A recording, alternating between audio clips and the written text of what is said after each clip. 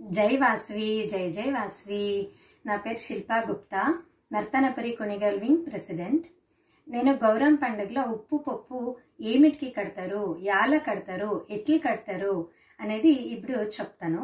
మేము గౌరం పండుగలో వడబాల్ కట్టినాక ఉప్పు పప్పు దేవునికి గౌరీదేవికి సమర్పించాల. మేము యావ దేవునికును ఉప్పు పప్పు కట్టలేదు. వడబాల్ కట్టినాక గౌరీదేవికి మాత్రమే కట్టేది. మేము ఇప్పుడు ఎట్లా కట్టేది గౌరీదేవికి ఉప్పు పప్పు అనేసి నేను చూపిస్తాను. కుడి చేతిలో ఉప్పు తీసుకోవాలా, ఎడమ చేతిలో పప్పు తీసుకోవాలా. యావదే కారణానికి ఇది చేసేటప్పుడు మిక్స్ కాకూడదు. మొదలు కుడి చేతిలో ఎత్తుకోవాలా ఉప్పు, ఎడమ చేతిలో పప్పు తీసుకోవాలా.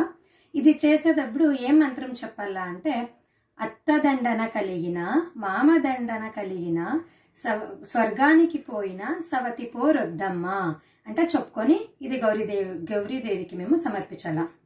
కుడి చెయ్యి పైనే ఉండాలా. అత్తదండము కలిగిన మామదండము కలిగిన స్వర్గానికి పోయిన సవతి పోరొద్దమ్మ మేము పూర్తి ఒడిచిడియాల. ಮತ್ತೆ అదే ತರ ఇంకొకసారి కుడి చేతిలో ఉప్పు, ఎడమ చేతిలో పప్పు తీసుకోవాలా. ಮತ್ತೆ సేమ్ అదే ತರ కుడి చెయ్యి పైన ఉండాల.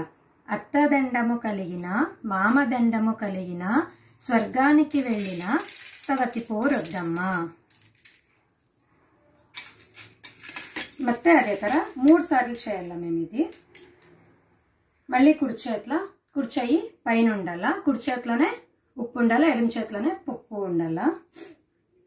అత్తదండము కలిగిన మామదండము కలిగిన స్వర్గానికి పోయిన సవతి పోరొద్దమ్మ ఇట్లా చెప్పేసి మేము ఉప్పు పప్పుని ఇడ్చిడియల్లా. ఇట్లా చేసిండే ఉప్పు పప్పుని అయ్యవారికి దక్షిణ సమేత దాన్ని ఇచ్చేయాలా. మేము దాన్ని ఇంట్లో వాడకూడదు.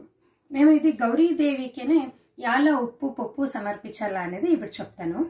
ఒకసారి స్వర్గంలో గౌరీదేవి ముట్ట అంటారు, అంటే రజా అంటారు. వాళ్ళకి గంగమ్మ నీళ్లు ఇడ్చలేదు మొడుగయ్యేదానికి. అప్పుడు గౌరీదేవి సానా అడుగుతారు, నాకు నీళ్ళు ఇడియమ్మా, నేను మొడుగు కావాలా, నేను మొడుగు చేసుకోవాలా అంటనేసి. గంగమ్మ కోపం చేసుకొని ఇడ్చలేదు. అప్పుడు గౌరీదేవి నీకు ఉప్పుని అప్పుగా ఇస్తాను, నీళ్ళు ఇడియమ్మా అంటే అడుగుతారు.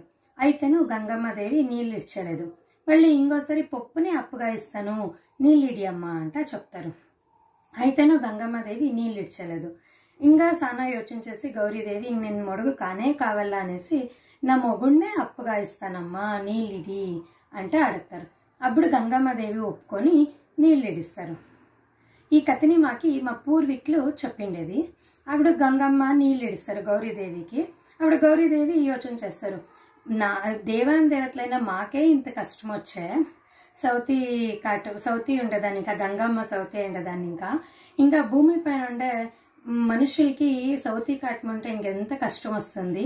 దానికి భూమి పైన ఉండే మేము మనుషులు గౌరీదేవికి ఉప్పు పప్పు గౌరం పండుగ నాడు ఎవరు సమర్పిస్తారో వాళ్ళకి సౌతి కాటముగు లేకుండా కానీ అని గౌరీదేవి మాకి ఇది వరమిస్తారు. దానికోసము గౌరీదేవికి మాత్రము గౌరం పండుగ నాడు వడవాలు కట్టిన తర్వాత ఉప్పు పప్పుని సమర్పిస్తాము. మేము ఉప్పు పప్పునే యాలు సమర్పించాలా, వేరే ఏమైనా ఎత్తుకోవచ్చుగా ఉండే కదా, ఉప్పు బదులు చక్కెర ఆ తర ఏమిటికి మేము గౌరీదేవి ఉప్పు పప్పునే చెప్తారు అనే దానికి ఇన్ఫర్మేషన్ ఉంది. పెండ్లైనప్పుడు మాకి ఉప్పేన్గా పప్పేన్గా అని ముహూర్తమైన తర్వాత చేపిస్తారు. అందరికీ గుర్తుండొచ్చు, ఉప్పేన్గా పప్పేన్గా అనేసి చేపిస్తారు పెండ్లైన నాడేనే ముహూర్తమైన తర్వాత.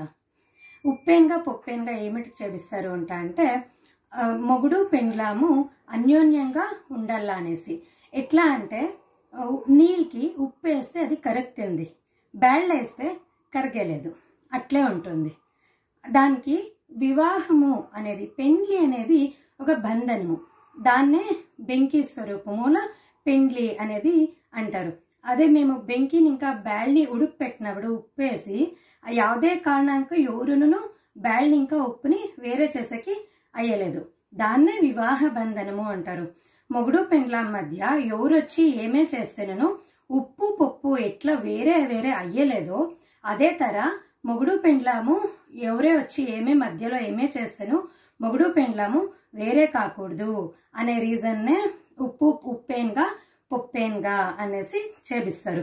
ఆ రీజన్కేనే మేము ఇక్కడ ఉప్పు పప్పునే గౌరీదేవికి సమర్పిస్తాము.